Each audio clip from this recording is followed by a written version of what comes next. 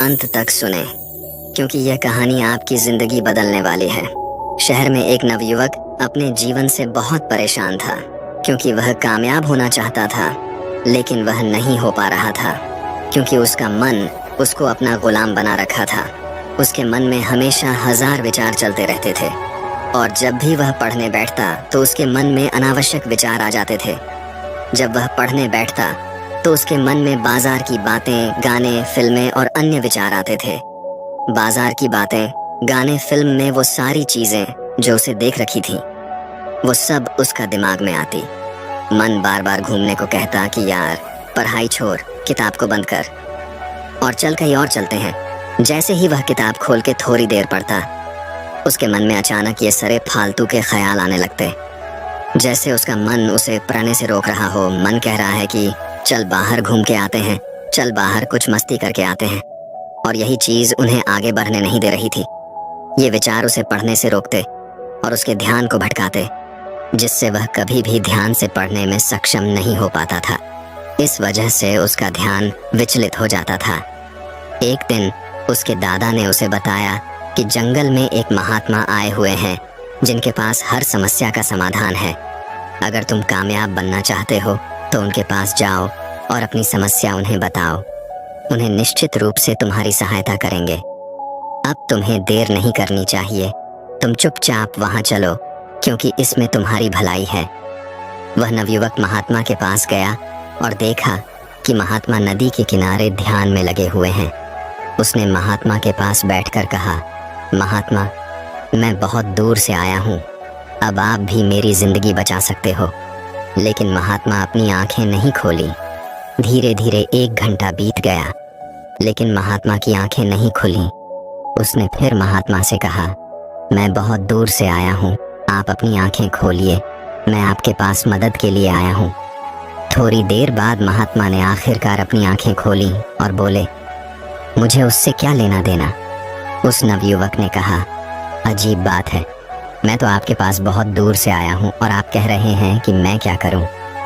महात्मा ने कहा, हाँ, मैं इसमें क्या कर सकता हूँ, तुम्हारी समस्या तुम्हारे अंदर है, मुझे वह तो दिख नहीं रही। अगर सच में तुम्हारे पास परेशानियां हैं तो एक काम करो। महात्मा ने कहा, ठीक है, फिर तुम उस परेशानियों को मेरे पास ला कर दो। नवयुवक ने कहा, ये क्या बात हुई, मैं ऐसा कैसे कर सकता हूँ, कैसे वह परेशानियों को आपके पास ला कर दूं, यह तो हो ही नहीं सकता। महात्मा ने कहा, जब तुम वह विचार लाकर दे ही नहीं सकते तो इसका मतलब है कि वह विचार तुम्हारे अंदर है। नवयुवक ने कहा, महात्मा, मुझे कुछ समझ नहीं आ रहा है कि आप क्या समझाना कहते हैं। मैं आपके पास इसलिए आया हूँ कि मैं परेशान रहता हूँ, मेरा मन चिंतित रहता है, मैं कभी किसी काम में ध्यान नहीं लगा पाता, और जब भी ध्यान लगाने की कोशिश करता हूँ मन में अनावश्यक विचार आ जाता है और मेरा मन भटक जाता है। महात्मा ने कहा, चलो नदी में ध्यान से देखो और बताओ कि तुम्हें क्या दिखाई दे रहा है। उस दिन नदी में ध्यान से देखने के बाद उसने कहा, मुझे बांस, पानी और काफी सारे पत्थर दिखाई दे रहा है। महात्मा ने कहा, तुम नदी के अंदर जाओ और देखो, नदी में से एक सफेद पत्थर उठाकर लाओ। लड़का नदी के बीच गया और सफेद पत्थर ढूंढने लगा, लेकिन उसे मिल नहीं रहा था। महात्मा ने पूछा, क्या तुम्हें सफेद पत्थर दिखाई दे रहा है? लड़का ने कहा, हाँ, मैं उसी को ढूंढने की कोशिश कर रहा हूँ। थोड़ी देर बाद महात्मा ने पूछा, तुम क्या सोच रहे हो? मैं कुछ नहीं सोच रहा हूँ, मैं सोच रहा हूँ कि वो पत्थर सफेद मुझे मिल क्यों नहीं रहा। महात्मा उसके पास गए और उसके सर को पकड़कर नदी में कुछ पल के लिए डाल दिया। लड़का बिल्कुल घबरा गया, डर गया और मानो उसकी मौत हो जाएगी। फिर महात्मा ने उसे बाहर निकाल दिया। महात्मा ने कहा, यह क्या तरीका है, क्या आप मुझे मारना चाहते हो? महात्मा ने कहा, अब तो मुझे बताओ कि जब तुम नदी में अंदर थे तब तुम्हारे मन में क्या ख्याल आ रहा था? लड़का ने कहा, महात्मा, आप ऐसी बातें कर रहे हैं, जिसके सिर पर मौत नाच रही हो वो भला किसी और चीज के बारे में कैसे सोच सकता है। मैं बस यही सोच रहा था कि कैसे भी करके मैं इस पानी से बाहर निकलूं और अपनी जान को बचाऊं। मेरे दिमाग में और कोई भी ख्याल नहीं था। महात्मा ने कहा, यह सबक है। ध्यान का यही फल है कि जब तुम्हारे दिमाग में सिर्फ एक ही विचार चलेगा, तभी तुम उस एक विचार पर ध्यान कर पाओगे। जब तुम पत्थर को ढूंढ रहे थे, तब तुम्हारे मन में सिर्फ वही विचार था। आसपास की चीजों के बारे में भी तो सोच रहे थे, इसलिए तुम्हें पत्थर नहीं मिल रहा था। यहाँ देखो, ये रहा सफेद पत्थर, लेकिन जैसे ही मैंने तुम्हारा सिर पानी में डाला, तुम्हारी जान पर बन आई या नहीं? अब तुम्हारे मौत करीब थी, इसलिए तुमने सब कुछ छोड़कर अपनी जान बचाने की कोशिश की। कैसे भी करके मेरी जान बच जाए। उस समय तुम्हारे दिमाग में अपनी जान बचाने के अलावा और कोई भी ख्याल नहीं था। यही ध्यान है, यानी एकाग्रता। मतलब सिर्फ एक समय पर एक चीज के बारे में सोचना। देखो, हमारा दिमाग सिर्फ एक समय में एक काम के लिए ही बना है। हमारा दिमाग एक समय में दो काम सही से नहीं कर सकता है। इसलिए जब हम ध्यान करते हैं, तो हमें चाहिए कि हमारे मन में कोई और ख्याल ना आए, क्योंकि जब कोई और ख्याल आएगा, तब आप कोई भी एक चीज पर ध्यान लगा ही नहीं सकते। यही चीज पढ़ाई के साथ भी होता है। इसलिए मन को एकाग्र करना जरूरी है। कुछ चीजें हैं जिंदगी को बर्बाद कर देती हैं, लेकिन अगर आप स्टूडेंट हो तो आपको अपने काम पर फोकस करना चाहिए, तभी आप जिंदगी में कामयाब हो पाओगे। इतना सुनकर वह लड़का समझ गया कि जिंदगी में कामयाब होने के लिए फोकस का होना जरूरी है। जब हम एक लक्ष्य के साथ काम पर फोकस करते हैं, तो हम कामयाब होते हैं।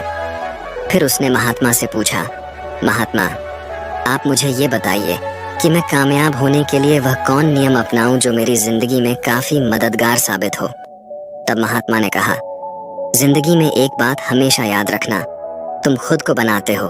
मतलब तुम जो कुछ भी करते हो, जो कुछ भी देखते हो, जो कुछ भी सीखते हो, जहां भी जाते हो, हर वो चीज तुम्हें सबक सिखाती है।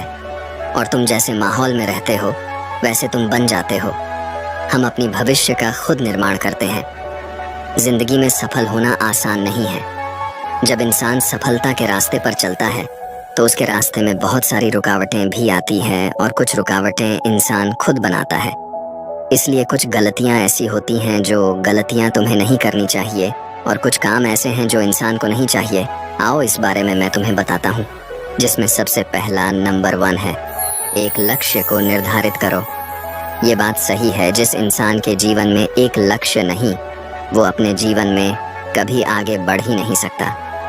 ये ठीक वैसे ही है जैसे मैं तुम्हें कहूँ कि तुम मार्ग में आगे चलो, लेकिन तुम्हें यह नहीं बताऊं तुम्हें कहाँ तो आगे चलना है। तुम खुद ही सोच के देखो, तुम कहाँ तक आगे चलोगे। तुम चलते चलते थक जाओगे, क्योंकि जब तुम्हें मंजिल नहीं पता, तो तुम भला कहाँ पहुँचने की कोशिश करोगे। और तुम अपने दिमाग को क्या बताओगे कि तुम कहाँ जा रहे हो और तुम्हारी मंजिल क्या है। इसीलिए मंजिल यानी एक लक्ष्य का होना जरूरी है। जब तुम्हारे पास लक्ष्य होता है, तो तुम आगे बढ़ने के लिए प्रेरित होते हो, और तुम थकते भी नहीं हो, और तुम हर दिन धीरे धीरे आगे बढ़ते रहते हो। इसीलिए एक लक्ष्य जरूरी है, जिसमें तुम दिन रात काम कर सको। वो लक्ष्य जो तुम्हें आगे बढ़ाने के लिए मजबूर कर दें। इसलिए खुद से सवाल करो कि तुम किस लिए पढ़ना चाहते हो, तुम किस लिए आगे बढ़ना चाहते हो, क्योंकि जिंदगी भी यही चीज तुम्हें कामयाब बनाएगी। नंबर 2, समय की अहमियत को समझो। ये बात सही है, जो लोग जीवन में समय की महत्वता को नहीं समझते, समय कभी भी उनके हक को नहीं समझता। इसलिए समय की कद्र करना सीखो। फालतू के कामों में, फालतू की बातों में, फालतू की उन चीजों में समय को कभी बर्बाद मत करो, जिनसे तुम्हें कुछ भी हासिल नहीं होगा। अपने लक्ष्य को मेहनत से लगाओ। अपने लक्ष्य को अपने आप को कामयाब बनाने में लगाओ, और अपने लक्ष्य को उन चीज़ों में लगाओ जो तुम्हें आगे ले जाएं। फालतू की वो लोग जो हमेशा रास्ते के रुकावट बनाते हैं, जो हमें गलत रास्ते पर लेकर जाते हैं, उन लोगों से दूर रहो, तभी तुम्हारी भलाई है। नंबर 3, सवेरे उठने की आदत डालो। रोज सुबह जल्दी उठने का नियम बनाएं। ऐसा इसीलिए क्योंकि सुबह के वातावरण में गजब की ऊर्जा होती है। साथ ही उस समय दिमाग पूरी तरह से फ्रेश होता है, जिस कारण उस समय की गई पढ़ाई हमेशा याद रहती है। इतना ही नहीं, इस समय पढ़ते समय कठिन से कठिन सवालों को भी आसानी से हल किया जा सकता है। सुबह जल्दी उठने के लिए रात को समय पर सोना भी जरूरी है। साथ ही शारीरिक और मानसिक स्वास्थ्य को बनाए रखने के लिए 7-8 घंटे की नींद आवश्यक है। ये सब बात सही है। ब्रह्म मुहूर्त का समय तुम्हारे दिमाग के लिए सबसे अच्छा समय होता है, क्योंकि इस मुहूर्त में माहौल बिल्कुल शांत होता है। तुम सुबह उठकर ध्यान क्रिया करके पढ़ाई कर सकते हो। तुम देखोगे कि तुम जो भी पढ़ोगे वो तुम्हें याद रहेगा और वो जीवन भर तुम उसे कभी नहीं भूलोगे। इसीलिए ब्रह्म मुहूर्त वरदान है। और अच्छी सोच रखें और खुद को प्रेरित करें। हमेशा अपनी सोच अच्छी रखें और खुद को आगे बढ़ाने के लिए प्रेरित करते रहें। अच्छी सोच से मन में सकारात्मक ऊर्जा बढ़ती है, जो विद्यार्थी जीवन में बहुत ज़रूरी है। वहीं दूसरी ओर अगर कोई काम करने में कठिनाई महसूस हो रही है तो ऐसे में बिल्कुल भी निराश नहीं होना चाहिए। ऐसे वक्त में ज़रूरत होती है खुद को प्रेरित करने की। खुद को प्रेरित करें कि कोई भी काम असंभव नहीं है और उस कार्य को करने का प्रयास करें, क्योंकि हर स्थिति में सकारात्मक सोच रखना भी मुमकिन नहीं है। इसलिए ऐसी स्थिति जब दिमाग केंद्रित न हो और मन में नकारात्मक विचार आने लगे तो अपने माता पिता और अभिभावक से सलाह ज़रूर ले लेनी चाहिए। हमेशा प्रसन्न रहें। विद्यार्थी जीवन में हमेशा खुश रहने का प्रयास करें। खुश रहने से आप न केवल अच्छी तरह से स्टडी कर पाएंगे, बल्कि दूसरों के साथ आपके संबंध भी अच्छे बने रहेंगे। दरअसल जो भी लोग हमेशा मुंह लटकाए रहते हैं, उनसे कोई भी बात नहीं करना चाहता है। वहीं एक मुस्कान के साथ अगर आप दूसरों से मिलते हैं तो उन पर इसका सकारात्मक असर पड़ता है। बाकी कहानी आपको कैसी लगी, आप हमें ज़रूर बताइए और इसी तरह की वीडियो को देखने के लिए हमारे YouTube चैनल को ज़रूर करें सब्सक्राइब।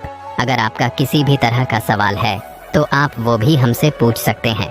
तब तक हम आपसे मिलते हैं ऐसे वीडियो के साथ अगले दिन। धन्यवाद।